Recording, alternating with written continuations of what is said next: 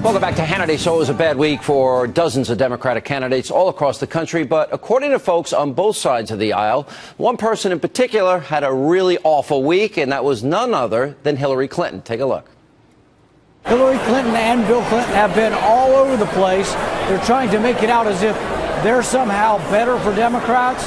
Well, in Kentucky, they were soundly rejected. Bill Clinton. That's actually a good question. And Hillary Clinton. The Cavalry's coming in. Well, the Cavalry got beat. Is this a Clinton defeat? My loser from last night in the 16 context, Hillary Clinton. Yeah. I can't tell you, spell this out exactly, but here's the thing. Yeah. The party's now in disarray. Mrs. Clinton went to Arkansas and she went to Kentucky on behalf of Democrats who lost. What's that tell us about Hillary being inevitable in 16? Well, I don't think it just tells you that she's not inevitable. I think she's very beatable. I really do. Here now with reaction, Fox News contributor, former Alaska Governor Sarah Palin. Governor, good to see you.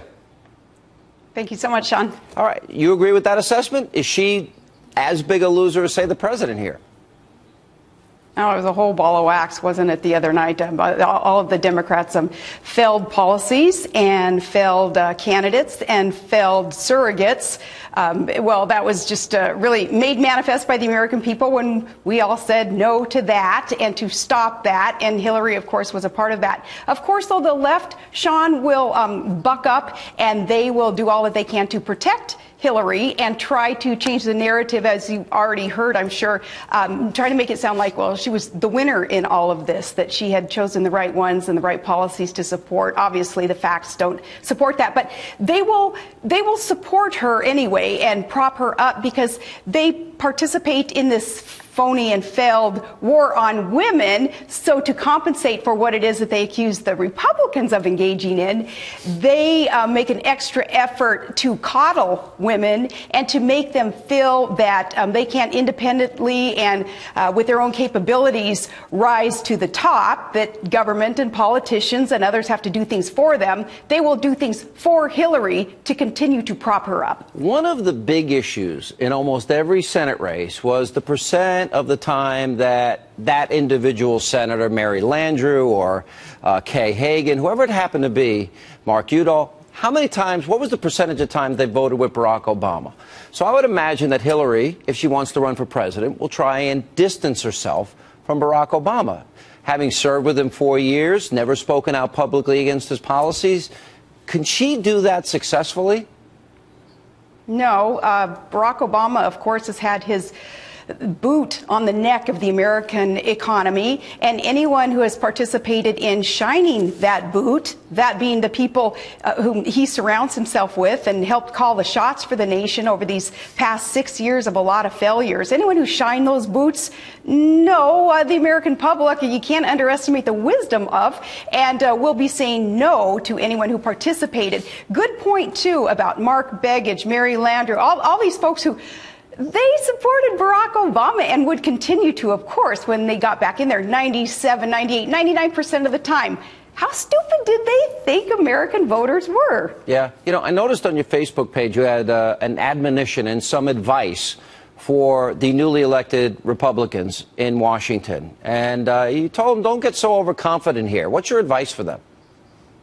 That the mandate that was sent with these newly elected incumbents and challengers in some cases, what they've been given is to get to Washington, D.C. and stop Barack Obama, and you better give us our freedom.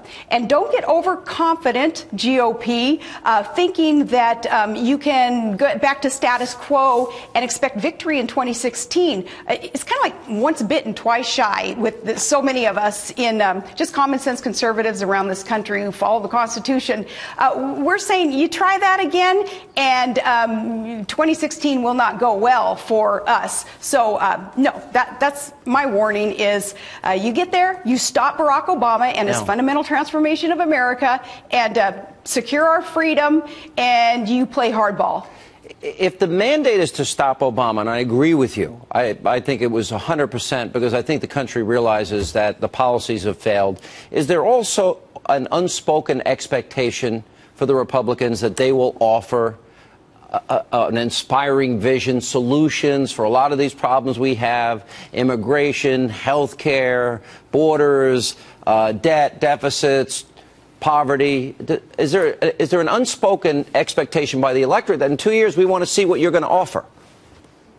Right. First and foremost is stop Obama and his failed policies, his lawlessness, but also, yes, that inspiration that we can gain from the GOP and what it is that we sent them to do there in Washington is fulfill their campaign promises and stand strong on the planks of the Republican platform. And they can get specific from there, but lower the corporate tax rate, quit shoving jobs overseas, allow competition in a healthcare system once you repeal Obamacare, as you promised to do, GOP, and allow employers to hire more people, full-time jobs, not part-time jobs. What's going on right now, Sean, is a decimation of the middle class because of these high costs of health care, because of these prohibitions just placed upon employers where they're not able to hire people.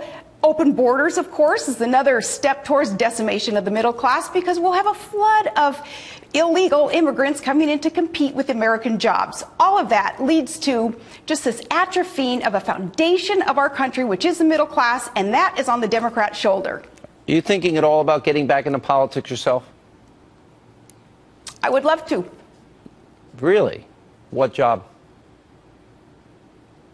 Don't know specifically what job, but of course, and in the meantime, I'm out and about doing what I can to support good candidates. Saturday, I'll be in Louisiana.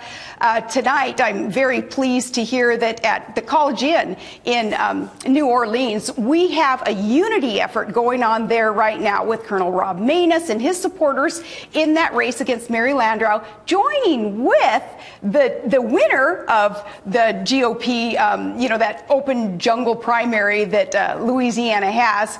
We will see Cassidy and Maness and their supporters come together to make sure that Mary Landrieu and her participation in this lawlessness and these failed policies of Obama, that they don't get back to Washington, D.C.